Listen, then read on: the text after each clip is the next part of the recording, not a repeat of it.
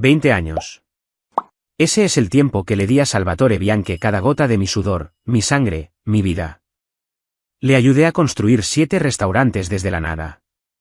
Y a los 55, me desechó como si fuera la basura de ayer. Pero lo que encontré en una olvidada cuenta de ahorros de mi infancia no solo cambió mi saldo bancario. Reveló un secreto de 40 años que mis padres se llevaron a la tumba. Mi nombre es Denis Parao. Hasta hace 3 meses, yo era el gerente de operaciones del Bianchi Restaurant Group, una cadena de restaurantes italianos en todo Ohio que ayudé a construir desde un único local hasta convertirlo en un imperio de 7 establecimientos. Conozco a cada proveedor, cada receta, cada infracción del código de sanidad que alguna vez arreglamos a las 2 de la madrugada. Entrené a cada gerente, resolví cada crisis y, cuando los propios familiares de Salvatore Bianchi le robaron, fui yo quien lo manejó discretamente para ahorrarle la vergüenza. No les cuento esta historia porque quiera compasión. Se las cuento porque a veces la vida te golpea tan fuerte que crees que nunca te levantarás y entonces descubres que tus padres lo vieron venir hace 40 años y prepararon una red de seguridad que nunca supiste que existía. Esto es más que dinero. Se trata de cómo 2 obreros de Cleveland entendieron algo sobre el valor que un restaurador millonario nunca pudo comprender. Mi padre, Eugene, murió en 2010. Trabajó 43 años en la planta de Ford en Brock Park. Nunca faltó un día, nunca se quejó. Mi madre, Dorothy, falleció 5 años después. Ella ensamblaba placas de circuitos en Lincoln Electric, con sus dedos ágiles y precisos incluso a los 70 años. Vivieron en la misma casa de estilo rancho de 3 habitaciones que compraron en 1978. Conducían coches usados. Cortaron su propio césped hasta el día en que no pudieron más. Y, aparentemente, mientras recortaban cupones y compraban en rebajas, también estaban orquestando el mayor truco de magia que he visto en mi vida. Pero me estoy adelantando a los hechos. Déjenme contarles lo que se siente al entregar toda tu vida adulta al sueño de otra persona, solo para que te digan que eres demasiado viejo para importar. Déjenme contarles sobre la mañana en que entré en un banco sin nada más que desesperación y salí comprendiendo mi vida entera de una manera diferente. Y lo más importante, déjenme contarles por qué mis padres, que nunca tuvieron más de $5,000 en su cuenta corriente en ningún momento, sabían algo sobre Warren Buffett que un día salvaría a su hijo de la ruina total. Esta no es solo mi historia. Es la historia de cada persona a la que alguna vez le han dicho que ha envejecido y perdido su relevancia. Es para todos los que se han preguntado si la lealtad todavía significa algo. Y definitivamente es para cualquiera que haya subestimado la sabiduría de sus padres porque venía envuelta en un almuerzo en bolsa de papel en lugar de un título de Harvard. Así que, permítanme llevarlos 3 meses atrás, a la oficina con paneles de caoba donde Salvatore Bianchi, el hombre que una vez me llamó su hijo americano, me explicó por qué los 55 años eran, aparentemente, la fecha de caducidad de mi utilidad. Su verdadero hijo, Rocco, se sentaba a su lado, con 28 años, manos suaves que nunca habían raspado una parrilla ni fregado un congelador a medianoche, hablándome de nuevas direcciones y perspectivas frescas, mientras yo miraba la foto en el escritorio de la inauguración de nuestro primer restaurante, donde estoy de pie junto a él. Ambos cubiertos de harina y riendo porque acabábamos de sobrevivir al infierno del servicio del almuerzo con solo 2 fogones funcionando. Esa foto estaba a punto de convertirse en una prueba en el caso de por qué algunas inversiones tardan más en madurar que otras, y por qué mis padres, que en paz descansen, eran aparentemente profetas financieros disfrazados de obreros que guardaban el papel de aluminio y reutilizaban las bolsas Ziploc. Comencé a trabajar para Salvatore Bianchi cuando tenía 35 años. En aquel entonces, tenía un pequeño restaurante italiano llamado Nonna Stable en el centro de Cleveland, justo al lado de la calle East Noveno. El lugar tenía capacidad para 40 personas si las apretabas, y la cocina era tan pequeña que tenías que ponerte de lado para pasar junto a otra persona. Pero ese tenía algo especial. Tenía las recetas de su abuela de la Toscana y un sueño más grande de lo que ese comedor abarrotado podía contener. Lo conocí a través de mi primo Frank, que repartía productos frescos a los restaurantes. Este tipo italiano necesita ayuda, me dijo Frank un domingo en casa de mi madre. Sus cuentas son un desastre. Su inventario es un caos. Pero Denis, el hombre sabe cocinar y tiene fuego en su interior. Yo trabajaba como subgerente en una ferretería en ese entonces, ganando un dinero decente, pero sin ir a ninguna parte.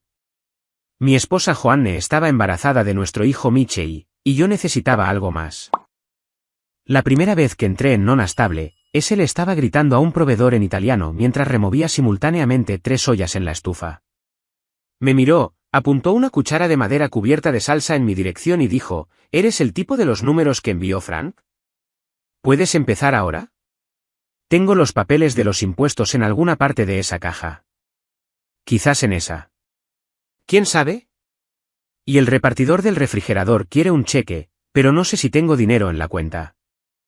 Ese era ese caos y pasión mezclados como su famosa salsa marinara. Encontré sus papeles de impuestos debajo de una pila de facturas de carne. Su cuenta corriente tenía mucho dinero, simplemente no había registrado ningún depósito en 3 meses. Al final de ese primer día, había organizado su desastrosa oficina, negociado un mejor precio con el tipo del refrigerador y ayudado a servir la cena cuando su camarero se reportó enfermo. Tú te quedas, declaró ese a la hora de cerrar, entregándome un plato de la mejor lasaña que había probado en mi vida. Te haré mi gerente de operaciones. ¿Qué es un gerente de operaciones? No lo sé. Pero tú gestionas todo lo que no es cocinar. ¿Trato hecho? Juan entendió por qué dije que sí. Él cree en ti, dijo esa noche, con la mano en su creciente vientre. ¿Y tú crees en él? Eso es raro, Dennis. Durante 20 años, esa creencia impulsó todo lo que hice. Cuando ese quiso abrir un segundo local, encontré la propiedad, negocié el contrato de arrendamiento y supervisé la renovación mientras seguía dirigiendo el restaurante original. Entrené a cada camarero para que supiera que a la señora Henderson le gustaba su pollo a la parmesana con salsa extra al lado. Que el señor Petrosky era alérgico al orégano, que los Johnson celebraban su aniversario cada 15 de marzo con una botella del mismo Chianti. Mi hijo Michei creció haciendo los deberes en las cabinas del restaurante. Mi hija Rena aprendió a contar ayudándome a hacer el inventario de los panecillos. Juan le traía a los niños a cenar todos los viernes y ese salía de la cocina, con harina en su pelo gris, y exclamaba, «Estos son mis nietos americanos». Michei, te estás poniendo alto como un jugador de baloncesto. Rena, hermosa como tu madre. El negocio se expandió año tras año. El tercer restaurante abrió cuando yo tenía 42. El cuarto y el quinto llegaron juntos cuando tenía 47. Cada vez, yo estaba allí, desde el plano hasta la gran inauguración.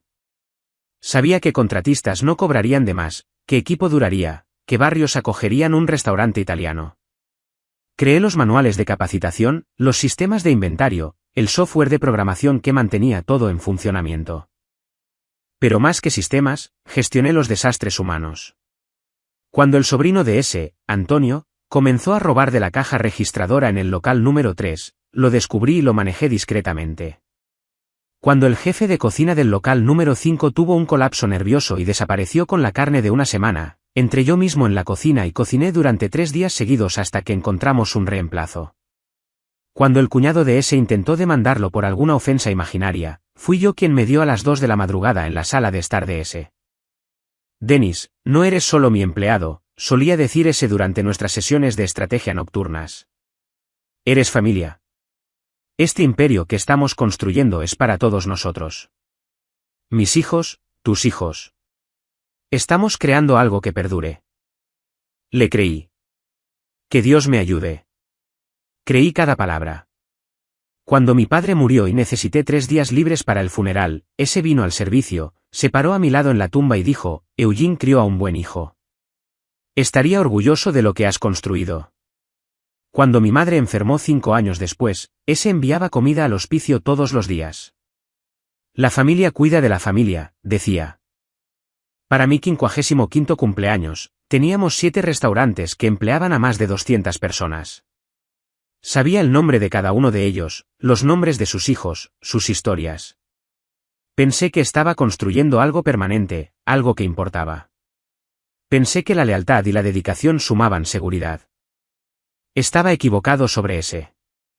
Pero, como resultó, también estaba equivocado sobre mis padres, que estaban jugando un juego a más largo plazo de lo que ninguno de nosotros podía ver.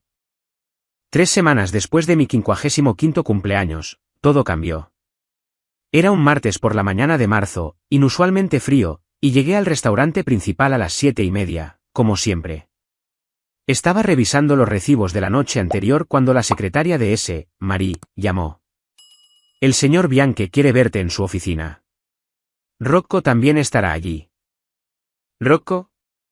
El hijo menor de S, recién salido de la escuela de negocios de Wharton, había estado merodeando por los restaurantes durante los últimos 6 meses.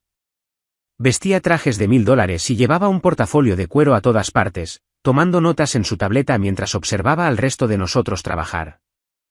Nunca había enrollado un solo cubierto en una servilleta, nunca se había quedado más allá de las 9 de la noche, nunca se había enfrentado a un cliente enojado o a un congelador roto un sábado por la noche.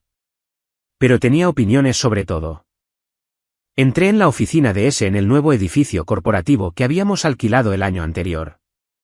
S estaba sentado detrás de su enorme escritorio de roble, el que yo le había ayudado a elegir en una venta de bienes. Rocco se recostaba en el sillón de cuero a su lado, navegando en su teléfono. Las paredes estaban cubiertas de fotos de las inauguraciones de nuestros restaurantes a lo largo de los años. En cada una de ellas, yo estaba allí mismo, al lado de S.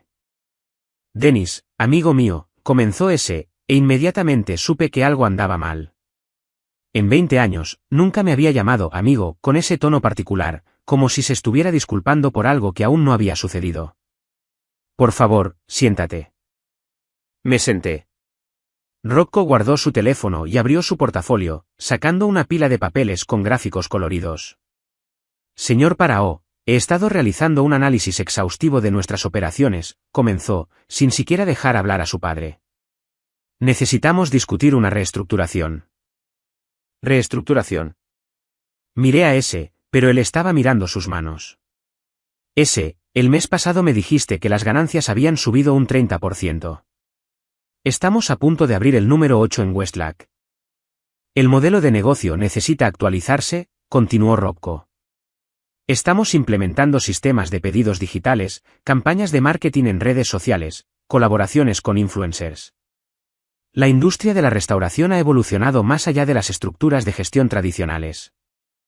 Puedo aprender nuevos sistemas, dije, con la boca repentinamente seca. Ya sabes, siempre me adapto. ¿Recuerdas cuando cambiamos al inventario computarizado? Lo dominé en una semana. Finalmente levantó la vista y sus ojos estaban vacíos de la calidez que había conocido durante 2 décadas. Dennis, eres demasiado viejo para este negocio ahora. Estos jóvenes hablan un idioma diferente. Instagram esto, TikTok aquello. Rocco entiende este mundo. Demasiado viejo. Las palabras me cayeron como un jarro de agua fría. Tengo 55 años, no 75. Trabajo 70 horas a la semana. El martes pasado, cuando la unidad principal de refrigeración falló en el local número 2, ¿quién la arregló a medianoche? El mes pasado, cuando el inspector de sanidad apareció para una inspección sorpresa en el local número 6, ¿quién se encargó? Ese es exactamente el punto, interrumpió Rocco. Ya no necesitamos a alguien que arregle refrigeradores. Necesitamos a alguien que entienda de análisis de datos, tasas de conversión, métricas de participación digital. Me puse de pie, con las piernas temblando. Yo creé los sistemas que dirigen cada uno de tus restaurantes.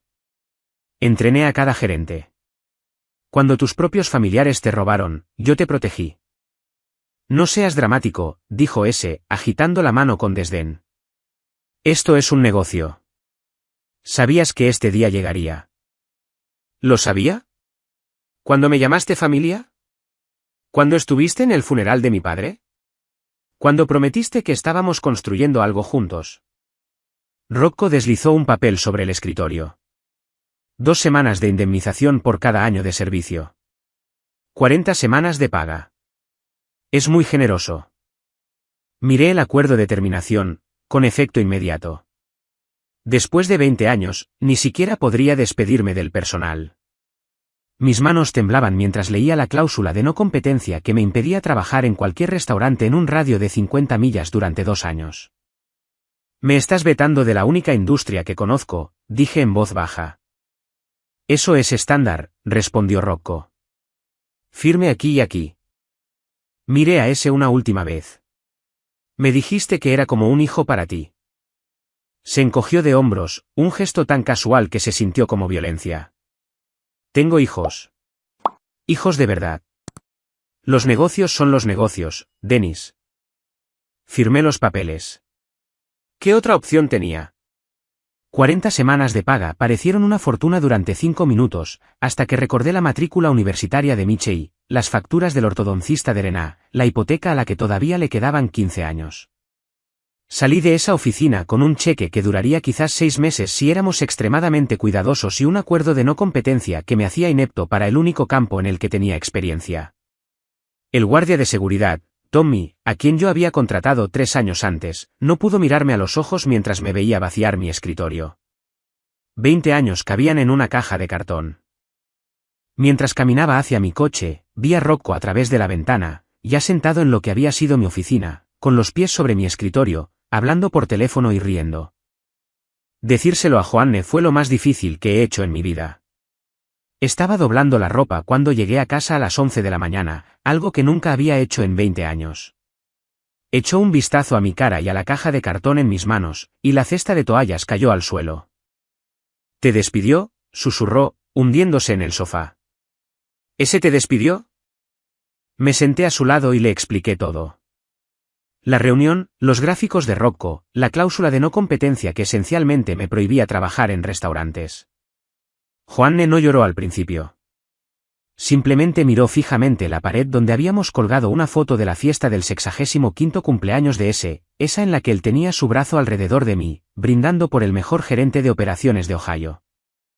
Encontraremos una solución, dijo finalmente, pero su voz era hueca. ¿Encontrarás otra cosa? Durante 2 semanas, lo intenté. Envié docenas de currículums. Cada trabajo en restaurantes estaba fuera de mi alcance debido a la no competencia. Solicité puestos de gerencia en ventas al por menor, manufactura, logística. Las respuestas eran todas variaciones del mismo tema: hemos decidido seguir adelante con un candidato cuya experiencia se ajusta mejor a nuestras necesidades. Traducción: alguien más joven. Un gerente de contratación, más honesto que los demás, me dijo la verdad durante una entrevista telefónica. Mira, Dennis, estás claramente cualificado, pero honestamente, mi jefe no contratará a nadie mayor de 50 años. Piensa que no pueden adaptarse a nuestra cultura corporativa. Nuestros ahorros disminuyeron más rápido de lo que había imaginado. Michei llamó desde la universidad, emocionado por una oportunidad de prácticas de verano que requería que pagara el alojamiento en Chicago. $3,000 que no teníamos. Rená necesitaba nuevos tacos de fútbol y las cuotas de su torneo. El coche empezó a hacer un ruido caro. El calentador de agua se rindió por completo. Una mañana, después de otra noche de insomnio calculando y recalculando nuestras finanzas, estaba revisando los papeles de mi madre, buscando cualquier bono o activo olvidado que pudiéramos liquidar. Ella lo había guardado todo en un viejo archivador en el sótano, organizado con su letra precisa, declaraciones de impuestos de los años 70, mis boletines de notas de la escuela primaria, cada tarjeta de cumpleaños que le habíamos dado. Fue entonces cuando lo encontré. Un pequeño sobre amarillo marcado como Dennis, First Federal Bank, 1985. Dentro había una libreta de ahorros para una cuenta que había olvidado por completo que existía. Recordé ese día de repente, con una claridad cristalina. Tenía 15 años, acababa de recibir mi primer sueldo real de mi trabajo de verano en la ferretería Henderson. $20 por una semana de reponer estanterías. Mi abuelo Theodore, el padre de mi madre, me había llevado al First Federal Bank en su antiguo Buick que olía a tabaco de pipa y a mentas. Todo hombre necesita su propio dinero, había dicho el abuelo Theodore, sus gruesos dedos guiando los míos mientras llenaba el comprobante de depósito. Esta cuenta es tuya. No la toques hasta que realmente la necesites. ¿Entendido? No para un coche, no para una chica, no para nada excepto una verdadera emergencia. Deposité esos $20 y rápidamente me olvidé de ello. La vida pasó. Universidad, matrimonio, hijos, los restaurantes de ese. La cuenta había estado allí durante 40 años. Viendo nuestra situación actual, con las facturas acumulándose y sin ingresos, pensé que quizás la cuenta había crecido a unos pocos cientos con los intereses. Quizás 1000 si tenía mucha suerte. Incluso unos pocos cientos comprarían la comida para un par de semanas. First Federal Bank había sido comprado por Ohio Trust en los años 90, y luego por Midwest National en 2010. El edificio original en Pearl Road había sido renovado hasta quedar irreconocible, todo de cristal y cromo donde antes había ladrillo y mármol. Entré sintiéndome tonto, llevando una libreta de ahorros de 40 años como una especie de reliquia. La cajera, una joven llamada Britney, con el pelo perfectamente peinado y las uñas cuidadas, miró la libreta como si le hubiera entregado un artefacto de una excavación arqueológica. Oh, vaya. Esto es muy antiguo. Nunca he visto uno de estos fuera de las fotos de entrenamiento. Sé que es antiguo, dije, avergonzado. Probablemente la cuenta ya ni exista. No, estas cuentas antiguas siguen siendo totalmente válidas. Solo requieren un manejo especial. Déjeme llamar a mi directora. A ella le encantan estas cosas. Patricia Olstead, la directora de la sucursal, apareció en minutos. Probablemente tendría unos 40 años. Profesional pero amable. El tipo de persona que realmente te mira cuando habla. Examinó la libreta cuidadosamente, pasando el dedo por el número de cuenta. Señor Parao, esto es fascinante. Estas antiguas cuentas de First Federal son raras. Déjeme buscar esto en nuestro sistema heredado. Me llevó a su oficina, un espacio tranquilo lejos del área principal del banco. Número de cuenta 0048711985. Veamos qué tenemos aquí. Tecleó con cuidado, navegando por lo que parecía una antigua interfaz de ordenador. Todo texto verde sobre una pantalla negra. Luego dejó de teclear. Sus dedos flotaban sobre el teclado. ¿Hay algún problema?, pregunté, con el corazón encogido. ¿Está la cuenta cerrada? No, señor Parao. La cuenta está muy activa. Pero hay algo inusual aquí, algo que nunca he visto antes. Patricia Olstead miró fijamente la pantalla de su ordenador, luego a mí, y de nuevo a la pantalla. Se quitó las gafas de leer y las limpió como si eso pudiera cambiar lo que estaba viendo. Señor Parao, esta cuenta tiene un programa de inversión automática adjunto. Eso es extremadamente inusual para una cuenta de ahorros de 1985, especialmente una abierta para un menor. ¿Programa de inversión? Me incliné hacia adelante. Solo deposité $20 cuando tenía 15 años. Eso es todo lo que puse. No, señor. Hubo depósitos adicionales. Giró ligeramente su monitor para que pudiera ver el texto verde en la pantalla negra. $5 cada mes desde 1985 hasta 2010. Los depósitos provenían del titular de la cuenta Eugene Parao. Luego, de 2010 a 2015, $10 mensuales de Dorothy Parao. Mis padres. Sentí que se me apretaba la garganta. Nunca me mencionaron esto, ni una sola vez. Esa no es la parte inusual, continuó Patricia, su voz adquiriendo un tono de asombro. Estos depósitos no se quedaban simplemente en la cuenta de ahorros. Eran transferidos automáticamente a una cuenta de corretaje que compraba la misma acción cada mes durante 40 años. Señor Parao, ¿sabe qué es Berkshire Hathaway? La habitación pareció inclinarse. La compañía de Warren Buffett. Exactamente. Sus padres estuvieron comprando acciones fraccionarias de Berkshire Hathaway clase A cada mes desde 1985. ¿Tiene idea de lo que valían esas acciones entonces en comparación con ahora? Me agarré a los brazos de mi silla. Sé que costaban quizás $2.000 en los años 80. $2.050 por acción en 1985, para ser exactos, dijo Patricia, tecleando rápidamente. Ahora, su inversión mensual de $5 compraba acciones fraccionarias, pero se acumularon con el tiempo. Señor Parao, una acción de Berkshire Hathaway clase A se cotiza actualmente a $543.000. Eso no puede ser correcto. Es absolutamente correcto. Pulsó imprimir y las páginas comenzaron a salir de su impresora. Su cuenta compró acciones fraccionarias cada mes durante 40 años. El crecimiento compuesto, las divisiones de acciones que nunca ocurrieron porque Buffett no cree en ellas, la acumulación con el tiempo. Sacó las páginas de la impresora y las extendió sobre su escritorio. Señor Parao, El saldo actual de su cuenta es de $3.742.816.34. Me quedé mirando el número. No parecía real. Nada de esto parecía real. Ha habido un error. Mis padres trabajaban en fábricas. Mi padre ensamblaba piezas de coches. Mi madre montaba placas de circuitos. Recortaban cupones. Compraban en tiendas de descuento. Los números de seguro social coinciden, dijo Patricia suavemente. Estos depósitos definitivamente provinieron de sus padres. Pero hay más.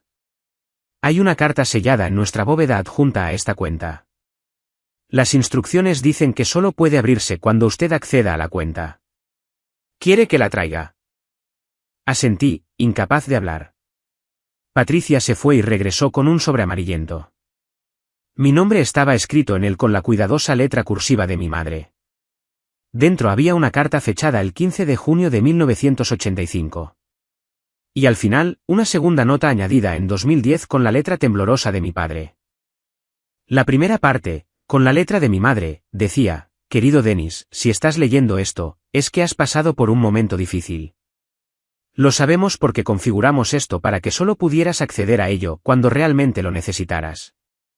No para un coche o unas vacaciones, sino para cuando la vida te derribe.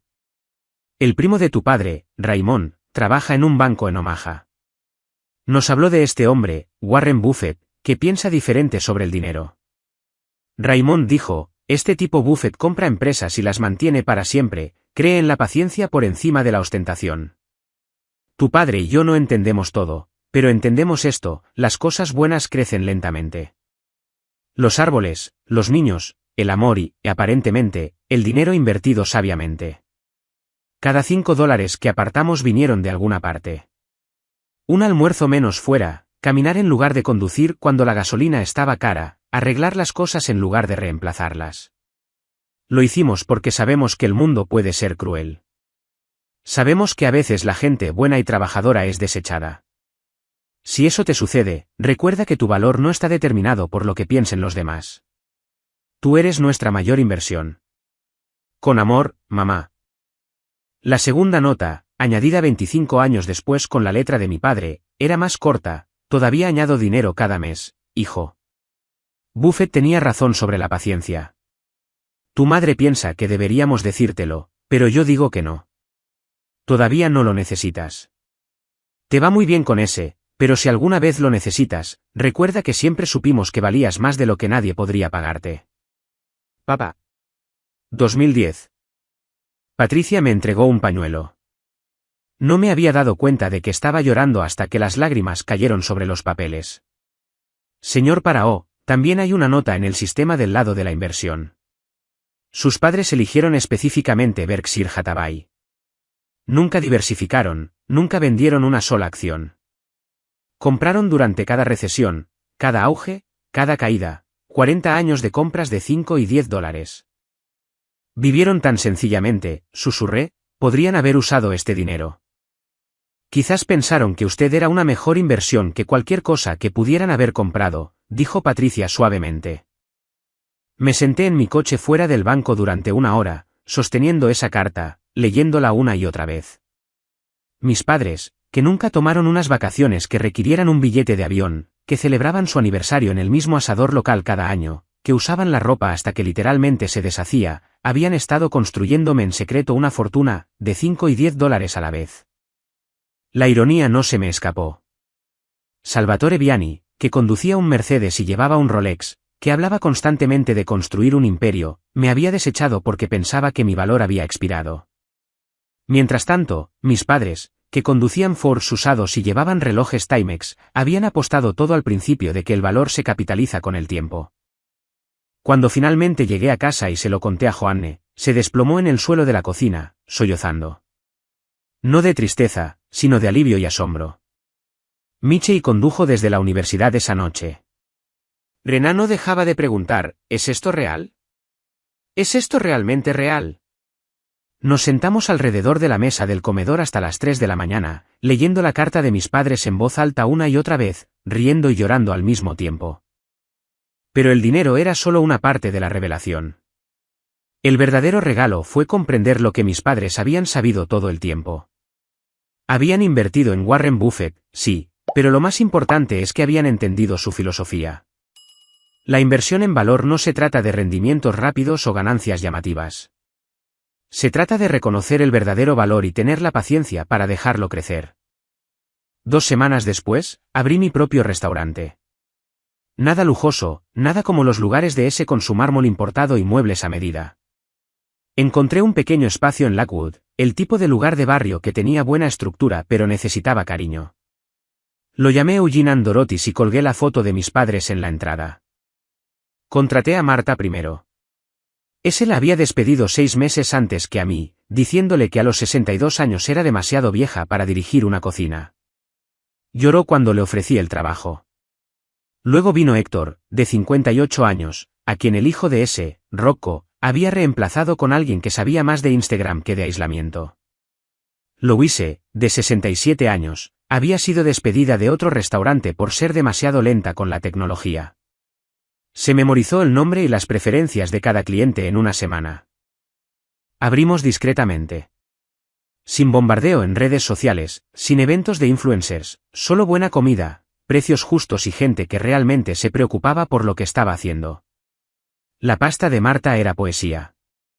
Héctor mantenía todo funcionando como un reloj suizo.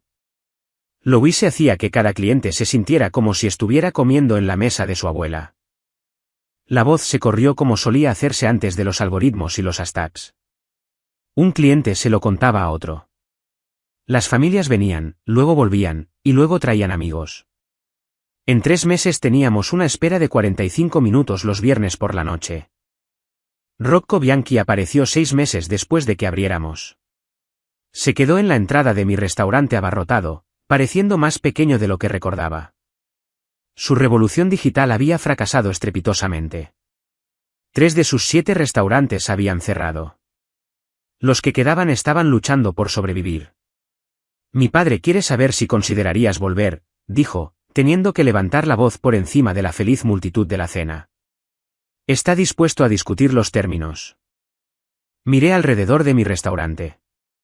Marta le estaba enseñando a nuestro cocinero más nuevo, un joven de 23 años llamado David, cómo sazonar adecuadamente la salsa. Héctor estaba arreglando la silla que cojeaba de un cliente mientras charlaba con ellos en español. Louise estaba sacando un pastel de cumpleaños sorpresa para el señor Patterson, nuestro cliente habitual que cenaba solo todos los jueves. Dile a ese que gracias, pero soy demasiado viejo para su negocio, dije. Tengo exactamente la edad adecuada para el mío. Rocco se fue sin pedir nada. Más tarde oí que 2 restaurantes más de Bianchi cerraron en el transcurso del año. Ese se retiró a Florida. Su imperio se redujo solo al non-stable original, ahora dirigido por su sobrino. Mientras tanto, Eugene and Dorothy's prospera. No somos un imperio. Somos solo un restaurante que hace las cosas bien. A mis padres les habría encantado. No por el éxito, sino por la filosofía detrás de ello. Invertimos en las personas no a pesar de su edad, sino por ella. Valoramos la sabiduría, la paciencia y la lealtad, las cosas que realmente se aprecian con el tiempo. Los $3 millones, la mayor parte sigue invertida, sigue creciendo. Porque mis padres me enseñaron la lección más valiosa de todas. La riqueza no se trata de lo que puedes gastar. Se trata de lo que puedes construir, lo que puedes legar, en lo que te puedes convertir cuando alguien cree que mereces la inversión. A veces, la mayor fortuna no es encontrar dinero que no sabías que existía. Es descubrir que alguien te amó lo suficiente como para plantar árboles cuya sombra nunca disfrutarían, creyendo absolutamente que algún día, cuando más lo necesitaras, entenderías que tu valor nunca fue determinado por la opinión de nadie, sino que siempre estuvo ahí, creciendo silenciosamente, esperando el momento perfecto para florecer. Si te ha gustado esta historia, por favor, dale a me gusta a este vídeo. Compártela con alguien que necesite escuchar que su valor solo aumenta con el tiempo. Y no olvides suscribirte a nuestro canal para más historias sobre gente común que descubre verdades extraordinarias. Recuerda, a veces la mejor inversión no está en el mercado de valores, sino en creer que alguien vale más de lo que el mundo le dice. Hasta la próxima, esta es la historia de Dennis, pero bien podría ser la tuya.